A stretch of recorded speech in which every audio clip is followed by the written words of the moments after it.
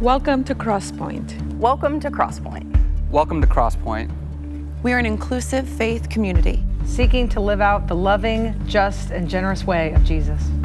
We are participants in a long tradition that's less concerned with doctrines and dogma that demand total agreement, but a life to be lived, enjoyed, and given away to others. What unites us is a growing awareness that life is precious. That we are made by love in order to love. This community is comprised of and affirms the entire human family. Regardless of race, age, creed, physical abilities, marital or economic status, gender identity, or sexual orientation. So, if you're curious and have come to see, if you are tired and have come to rest, if you are grateful and have come to share, if you are wounded and have come to heal, if you're joyful and have come to celebrate, if you are uprooted and have come to belong, welcome home. Welcome home. Welcome home. Welcome home.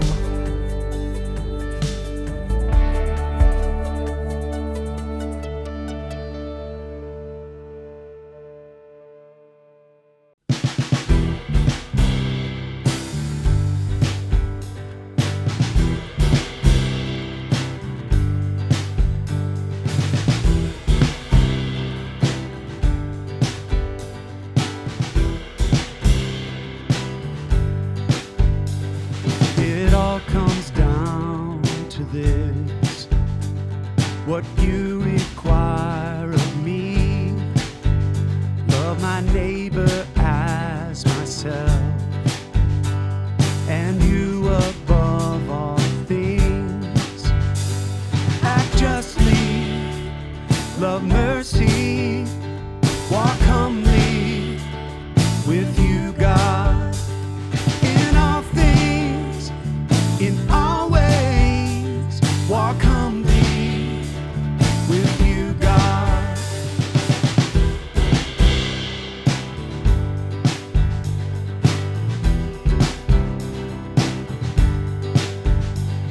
It all comes down to this, to be your hands and feet, good news to all the world, the truth will set us free.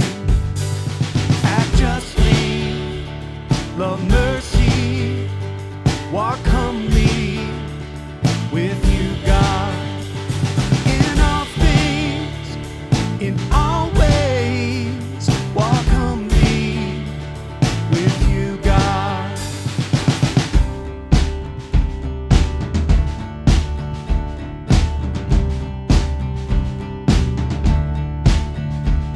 It's beauty for ashes, it's mourning to dancing, closer and closer, the kingdom of heaven. It's beauty for ashes, it's mourning to dancing, closer and closer, the kingdom of heaven.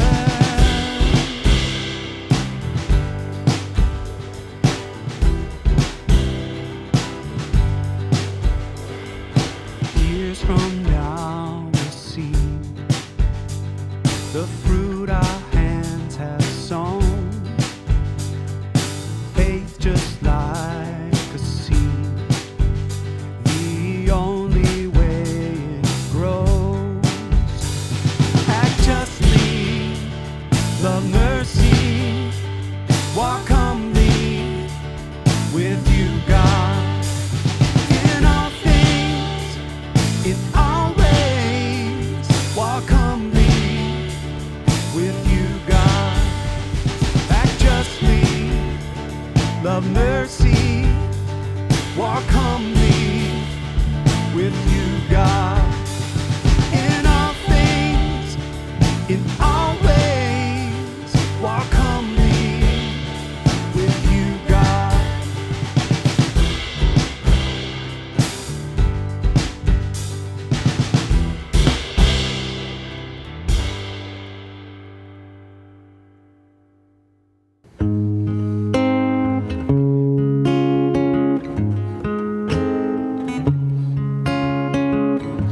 Be not so nervous, be not so frail.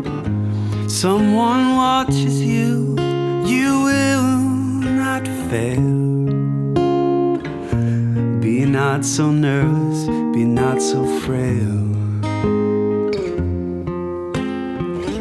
Be not so nervous, be not so frail. Be not so sorry for what you've done. You must forget them now, it's done. And when you wake up, you will find that you can run. Be not so sorry for what you've done. Be not so fearful, be not so pale. Someone watches you, you will not leave the rails. Be not so fearful, be not so pale. Be not so fearful, be not so pale.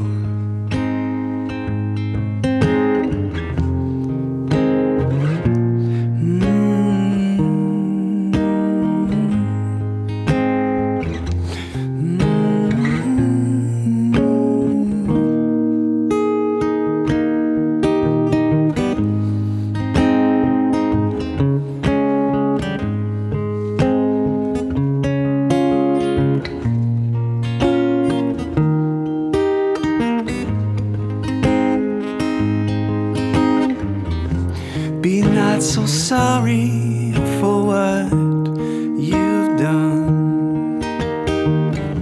You must forget them now, it's done. And when you wake up, you will find that you can run. Be not so sorry for what you've done. Be not so sorry for what you've done.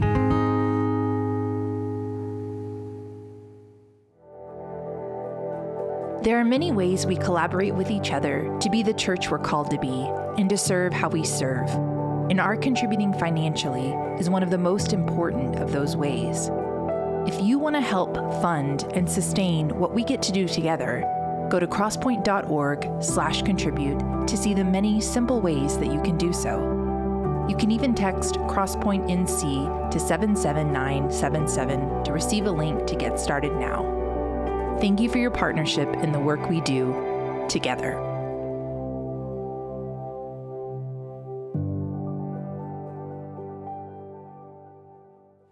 Hey Crosspointe, do you remember what you wanted to be when you grew up?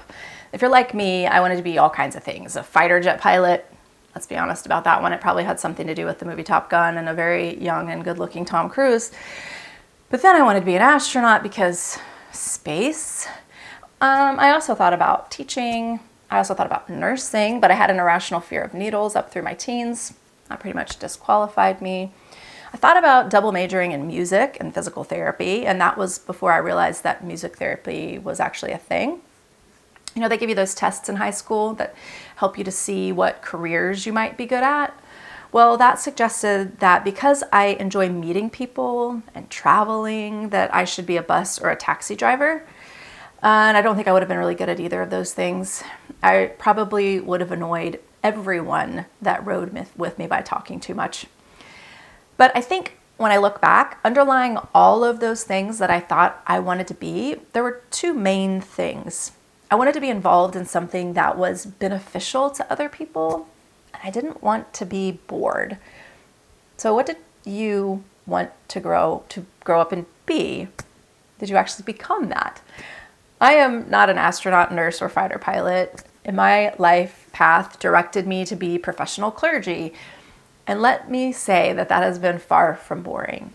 And I hope that what I do is beneficial to other people. But I think at least one of those things is a core value for me. And we're going to come back to that. There's this great story in the Hebrew Bible, or what Christians refer to as the Old Testament, about a guy named Daniel and 3 of his friends. Now, this is the same Daniel in the later story that we find in the lion's den, one of the most famous children's stories, right? But when we first meet Daniel, he is a conquered and kidnapped teenager in chapter 1 of the book of Daniel. So the kingdom of Israel was split into two. There was Israel and Judah. And Judah was conquered by the Babylonians by King Nebuchadnezzar in 586 BCE. The walls of the city of Jerusalem were breached, the city was sieged, and the temple of Solomon were destroyed. Things were bad. And here is where we're going to pick up the story in Daniel chapter 1. Then the king, Nebuchadnezzar, ordered Ashpenaz, chief of his court officials, to bring into the king's service some of the Israelites from the royal family and the nobility. These were princes. Young men without physical defect, handsome, showing aptitude for every kind of learning, well-informed, quick to understand, and qualified to serve in the king's palace. He was to teach them the language and literature of the Babylonians. The king assigned them a daily amount of food and wine from the king's table, and they were to be trained for 3 years, and after that, they were to enter the king's service. So, King Nebuchadnezzar was a colonizer of Judah. A colonizer settles in a space, takes over, and establishes domination, political, social, religious. And in these just few short verses, there's racism, classism, even possibly some eugenics planned by the king. Nebuchadnezzar chose what he considered the most quality people into his palace. Nobility, royalty, the princes. Individuals he considered handsome, whatever Babylonian standards were at that time, without physical defects, handsome, smart, apparently at least somewhat compliant, at least he thought so. He didn't want just any riffraff working in his palace, only those whom he considered the best and the brightest of Judah that could help his kingdom. And just like other colonizers through history, Nebuchadnezzar knew that if he could influence and indoctrinate and get the most influential in line, other people would be more likely to follow. So, among those who were chosen, it tells us from Judah were Daniel, Hananiah, Mishael, and Azariah. The chief official gave them new names. To Daniel, the name Belshazzar, to Hananiah, Shadrach, to Mishael, Meshach, and to Azariah, Abednego. So first, I want to point out that Daniel and the others in this story are teenagers. And teens don't often get the credit that's due them, so I want to be sure to point that out. Plus, I have 3 teens, so I would hear about it if I didn't. But these are teenagers. They haven't lived a ton of life. They're learning things as they go. But second, Nebuchadnezzar was employing a well-used tactic. Colonizers have often stripped identities and exerted control by changing the names of those enslaved. It's done throughout history. For example, in this story, in Hebrew, Daniel meant God is my judge, but his Babylonian name meant Prince of Bel. Bel was a Babylonian god. The same went for the other Judean royalty that they had taken. Hananiah's Hebrew name meant Yahweh, or God is gracious. His Babylonian name meant under the command of Aku, which is another Babylonian god. Meshach's name meant who is like God, who is like Yahweh, the Judean god. In Babylonian, it was who is what Aku is. Azariah's name was changed from helped by Yahweh to servant of Nebo, the Babylonian god of wisdom. Identity stripping was also common practice among American enslavers. Enslaved African names were replaced with biblical names or names that represented the enslaver's personal history or culture. And after emancipation, at the end of the 1800s, the formerly enslaved would often choose their own surnames, often ones that reflected their African culture. And this sometimes made it really difficult to prove who they were and who they said they were, but it did let them choose their identity. So another colonizing strategy throughout history is to forbid native culture. Nebuchadnezzar wanted the men he captured, the teens he captured, to forget who they were. He wanted them to eat only from his menu, which was contrary to their religious beliefs and dietary laws. North American colonizers used similar techniques among indigenous Americans. The quote that was often said was, "You need to kill the Indian to save the man." You might remember children of native tribes were taken from their families and forced into American Indian residential schools or day schools where they were not allowed to speak their language, wear native dress. Often their hair was cut, which was shameful in many tribes because it was an outward sign of maturity. Indigenous children were indoctrinated into European culture, European practices, and religion. This was nothing new. This was Nebuchadnezzar's plan, and I'm sure he didn't invent it. And I'm sure this is why he chose teens. Maybe he thought they would be a little more vulnerable.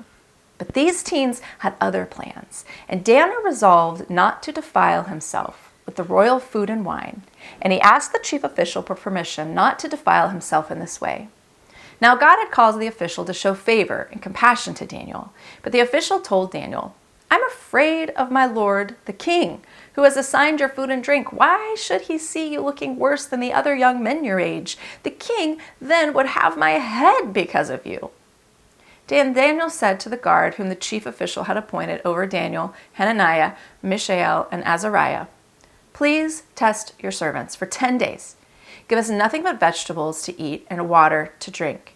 Then compare our appearance with that of the young men who eat the royal food and treat your servants in accordance with what you see." So he agreed to this and tested them for 10 days. Now, Daniel's ask seemed relatively small. Just let them stick as close to their traditional diets as they could. Vegetables, or as actually better translated, seeds or pulses, things like dried lentils and beans and peas that actually offers quite a bit of protein. He wanted to see what happened. He was asking him to be a part of a controlled experiment.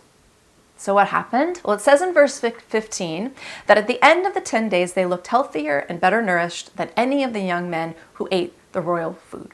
So the guard took away their choice food and the wine they were to drink and gave them vegetables instead. So they had exceeded everything Nebuchadnezzar had hoped for. Strong, healthy, smart, even able to discern dreams. He put them in top positions, and he even made Daniel advisor. But they did it on their own terms. And also, just a side note, this isn't a bad story to use if you need help getting your kids to eat their vegetables. You know what? It would have been much easier for these guys just to go along, just to blend in. They were young, living under the thumb of their enemy. But the empire underestimated them. Daniel and the guys became part of a strong yet quiet resistance. Yale scholar James C. Scott studies resistance movements, and he's found that while protests and rallies and civil wars and demonstrations, those are the things that make the headlines and the history books, those are actually just the tip of the resistance iceberg. Most resistance is actually what he refers to as everyday resistance. And everyday resistance has shown up throughout history and across continents and people groups among those with the least power. This is resistance seen in foot dragging and laziness and false compliance and creative expression and sabotage.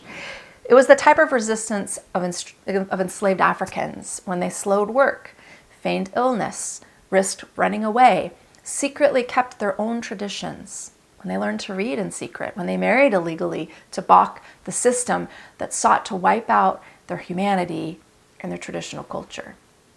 It was the type of resistance found in concentration camps of the Holocaust, when prisoners secretly kept religious traditions, when they hid food, when they held secret meetings, when they practiced small acts of sabotage.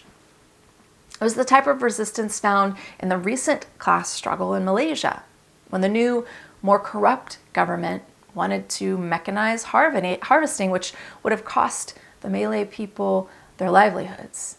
So the lower working class resisted through petty theft and through paying taxes with bad grains and stones instead of currency.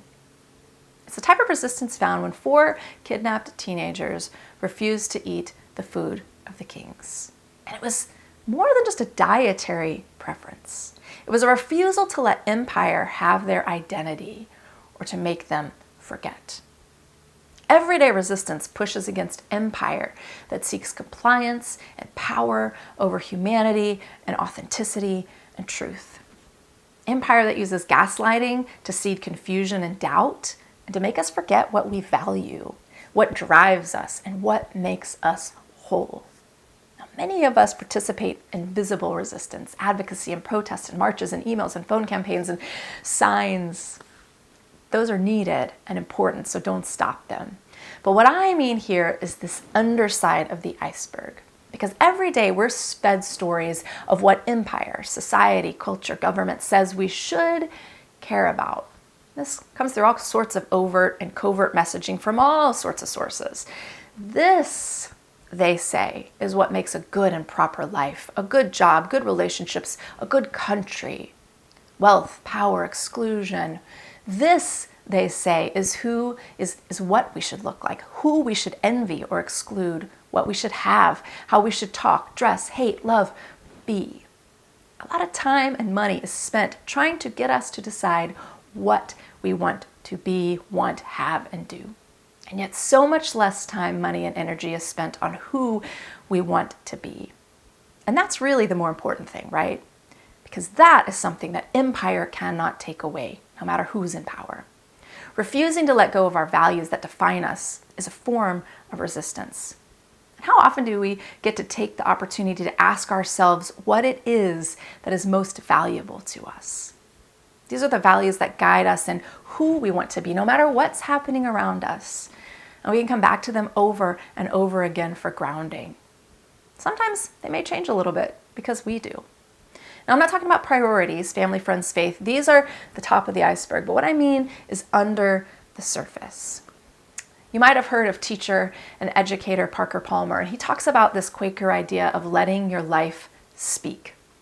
And this is the idea that each and every one of us bears the image of God inside of us. Yet each of us experiences and expresses that image in a unique way. We all have what the Latin refers to as vocatio.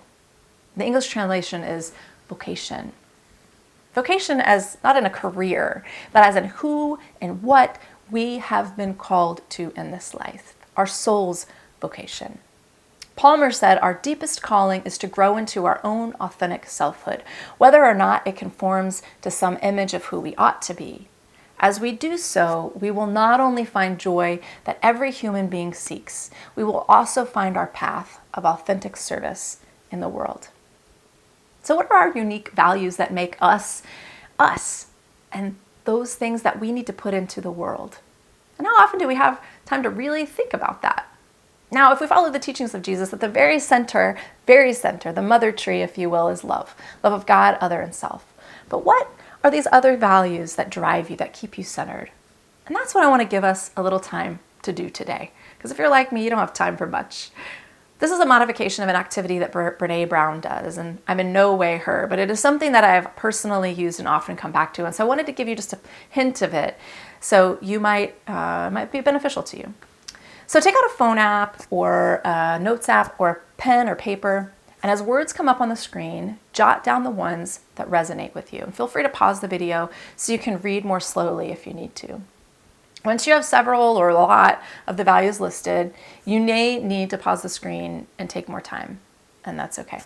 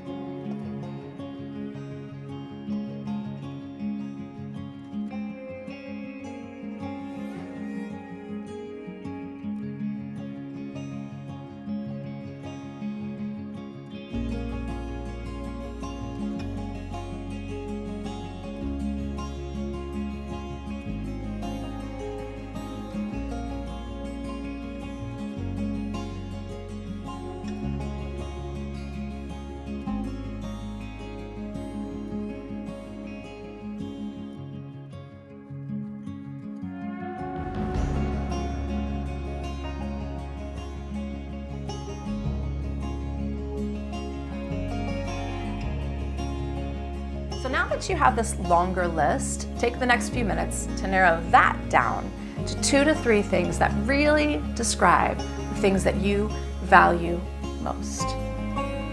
When everything else is taken away, you have these things to be most true to your core.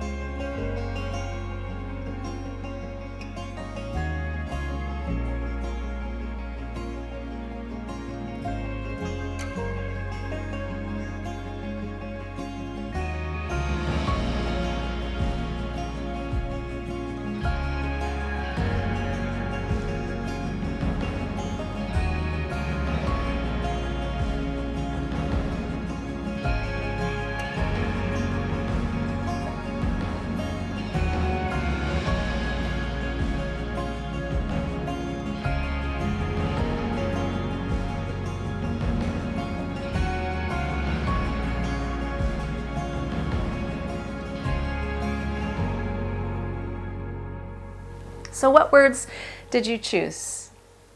What values have already rooted you? Are they rooting you now? Can they root you in your future? When you're making difficult decisions, you can ask, does this decision help me honor the values that I find important? Maybe in relationships, you can ask, am I able to hold on to my values and put them into practice when I'm with this person? Do I like the person I am when I'm with this person? In a career or job choice, you could ask, will this job cost me my integrity or the removal of my values? Or how can I live into my values and be the best employee or employer that I can? Now, our values will be different from those around us, no matter what empire pushes. We can be true to these things. No matter what happens around us, our job, our relationships, our circumstances, laws, gaslighting, name changes, the menus of kings, still at our core are these values within us that help make us who we are. And refusing to compromise on those, refusing to forget, refusing to let empire take that from others, that too is a small act of everyday resistance. And I don't mean to say that staying true to our inner values and inner self is comparable to the events of African enslavement or the Holocaust. Not in any way. But those people stayed true to themselves. And what I mean to say is that refusing to be gaslighted into something we are not, refusing to be pushed into compliance when we know it's not what is good and true and right, that in and of itself is countercultural. It is everyday resistance, as is speaking up when the values and humanity of someone else are being threatened. And what the world needs is the real, loving, authentic, not watered down image of God bearing us. May we resist becoming anything else. Thanks, Crosspointe.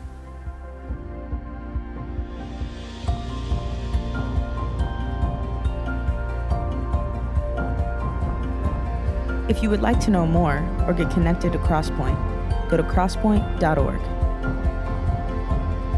If you're in need of care or assistance, go to crosspoint.org/care. And welcome home